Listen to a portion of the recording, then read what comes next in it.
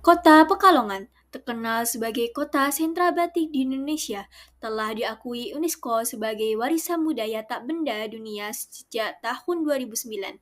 Namun sayangnya di tengah perkembangan zaman dan persaingan pasar global, UMKM batik menghadapi berbagai tantangan, keterbatasan akses modal pembatik, rendahnya literasi keuangan digital masyarakat, hingga kurang hilirisasi produk secara modern.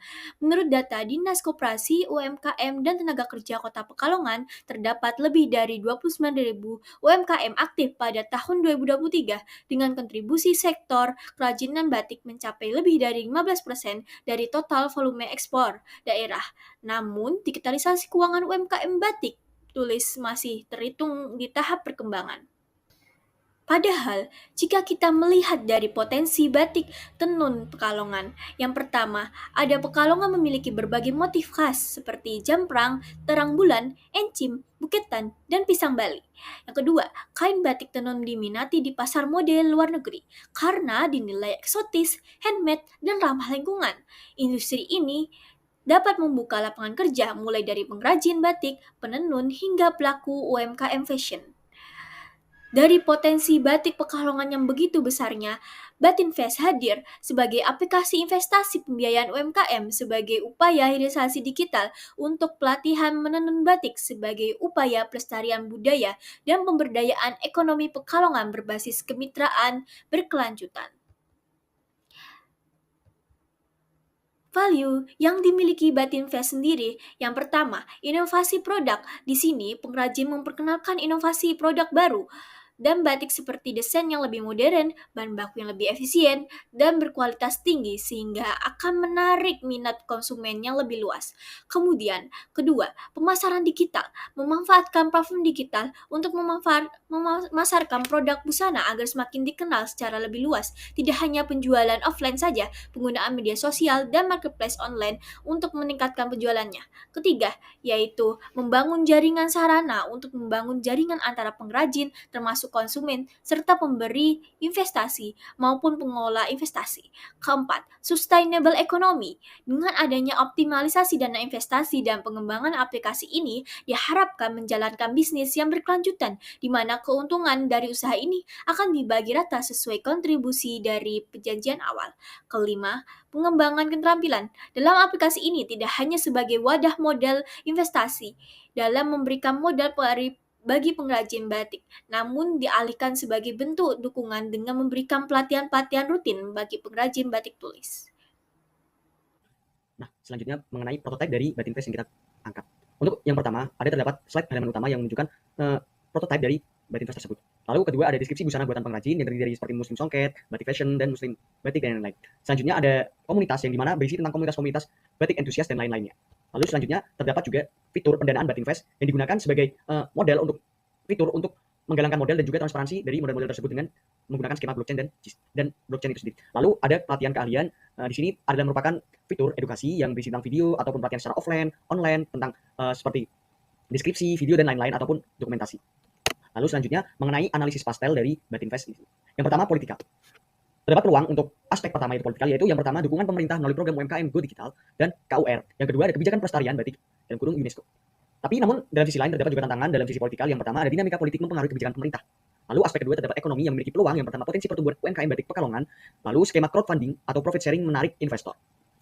Namun juga terdapat tantangan dari segi ekonomi. Yang pertama ada daya beli masyarakat desa terbatas. Lalu perlunya manajemen risiko untuk hindari kredit macet. Aspek yang ketiga yaitu sosial. Terdapat peluang yang pertama pelestarian budaya batik dan pemberdayaan pengrajin. Yang kedua ada gerakan buy lokal didukung kebanggaan masyarakat itu sendiri. Namun dalam sisi lain, dalam sisi sosial memiliki tantangan, yaitu resistensi pengrajin terhadap teknologi dan rendahnya literasi digital.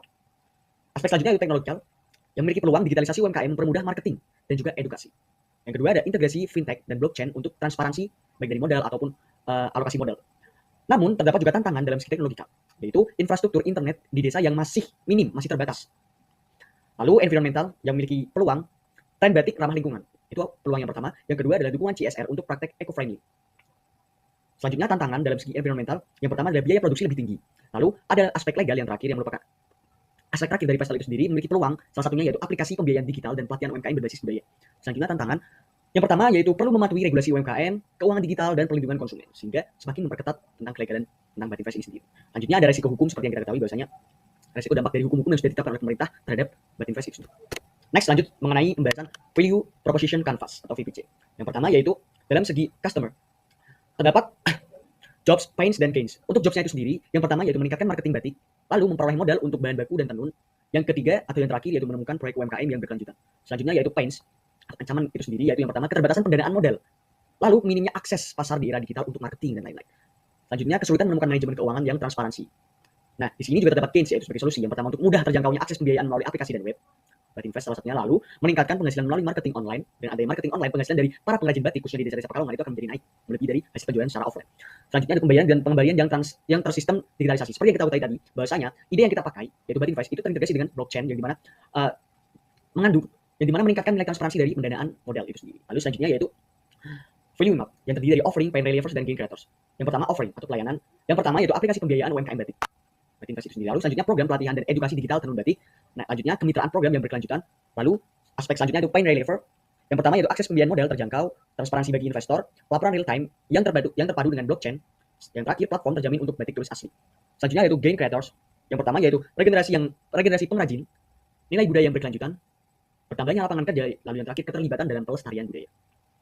Selanjutnya untuk marketing strategi. Nah, di sini untuk meningkatkan marketing, strategi yang kita pakai untuk mengembangkan Batinvest itu sendiri terdapat 4 seperti yang ada di slide. Yang pertama ada awareness tag, bisa melalui platform seperti WhatsApp, Instagram, TikTok, ataupun dengan YouTube.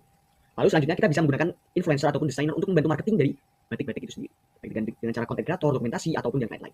Selanjutnya ada exhibition, kita bisa memamerkan batik-batik yang kita usung dari para pengrajin yang ahli pada seperti pameran batik nasional ataupun pameran batik di Pekalongan sudah ataupun di daerah lain. Selanjutnya yang terakhir yaitu diskon dan aksesoris. Nah, diskon khusus hari batik seperti hari-hari seperti Kartini ataupun yang lain, kita akan memberikan diskon untuk harga batik yang bervariasi itu. Next.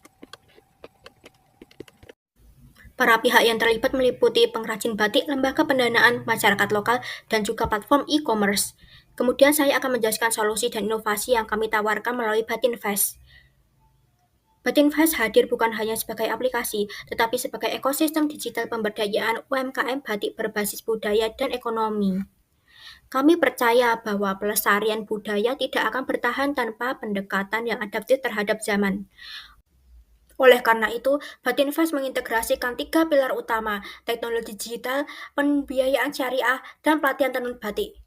Pertama, platform crowdfunding berbasis blended finance yang mempertemukan pengrajin batik dengan investor berdampak sosial, CSR perusahaan, dan lembaga pemerintah. Skema ini memungkinkan pendanaan yang inklusif tanpa agunan dan berbasis bagi hasil yang transparan. Kedua, pelatihan tenun batik dan sistem monitoring secara hybrid melalui modul digital, video tutorial, dan sesi offline bersama mentor ahli di desa. Kami juga mengembangkan dokumentasi proses batik dalam bentuk e-book, katalog, dan video storytelling sebagai bagian dari edukasi dan pemasaran. Ketiga, marketplace digital dan sistem manajemen keuangan berbasis blockchain yang memungkinkan setiap transaksi tercatat secara otomatis, aman, dan transparan. Investor dapat memantau perkembangan UMKM yang mereka danai secara real time.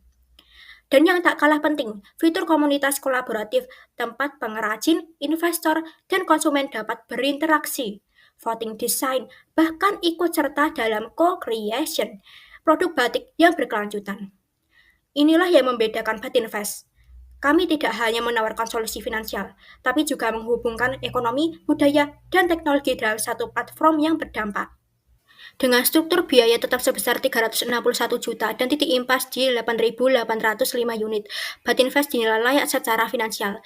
Proyek ini mencatat NPV sebesar 2,35 miliar, IRR 96%, dan ROI 155%, dan payback period hanya 10 bulan.